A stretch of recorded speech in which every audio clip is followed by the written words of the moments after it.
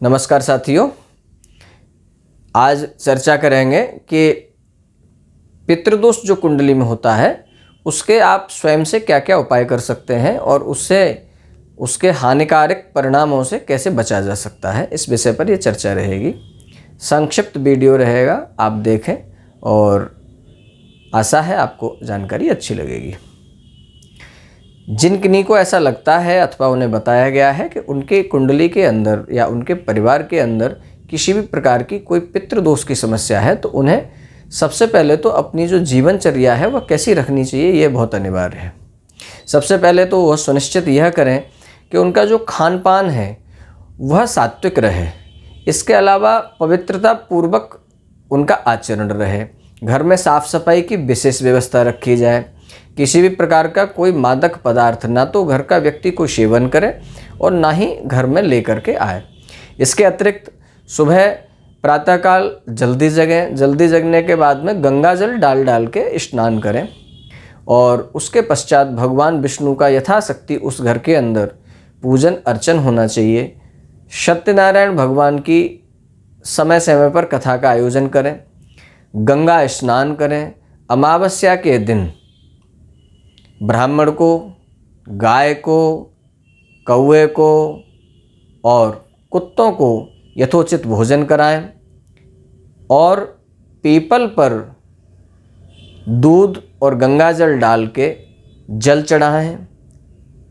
वहाँ पर पीपल के नीचे भोग लगाएं, धूप दिखाएं, दीप दिखाएं और 7 परिक्रमा करें और पीपल के नीचे ही अपने पितृ देवताओं को आवाहित करते हुए, उनका ध्यान करते हुए क्षमा प्रार्थना करें। यह सब काम करने से आप देखेंगे कि आपके जीवन में काफ़ी कुछ बदलाव आ रहा है और जीवन कुछ सुखमय होता चला जा रहा है। परंतु ये जो प्रक्रिया मैंने आपको बताई, ये लगातार कम से कम 40 से 45 दिन करने पर आपको परिणाम देना प्रारंभ करती है। इसके अतिरिक्त किसी को इंस्टेंटली और अधिक लाभ चाहिए तो उसके लिए आपको कर्मकांड के क्षेत्र में जाना पड़ेगा। कर्मकांड के क्षेत्र में जाकर के आपके पितृदोष की समस्या को देखते हुए विभिन्न प्रकार के शास्त्रों में प्रयोगों का वर्णन है, जिसमें बहुत सारे प्रयोगों में नारायण बलि है, नाग बलि है, पार्वण श्राद्ध है, एकोद्दिष्ट श्राद्ध है, त्रिपिंडी श्राद्ध है, अन्य बहुत सारे श्राद्धों की और तर्पणादि की विशेष व्यवस्था की गई है, वह भी आप कर सकते हैं। इसके अतिरिक्त स्थान का भी काफ़ी महत्व है। स्थान में गया का सर्वोपरि है। इसके अलावा बद्रीनाथ हैं, कुरुक्षेत्र हैं, हरिद्वार हैं। इस तरीके से विशेष स्थानों पर काफ़ी महत्व बताया गया है कि वहाँ पर इस तरीके से पिंडदान आदि करने से विशेष लाभ प्राप्त होता है। एक और बात है कि पितृपूजा में विधि का बहुत बड़ा महत्व होता है, जबकि देव पूजा में आपके भाव का महत्व रहता है।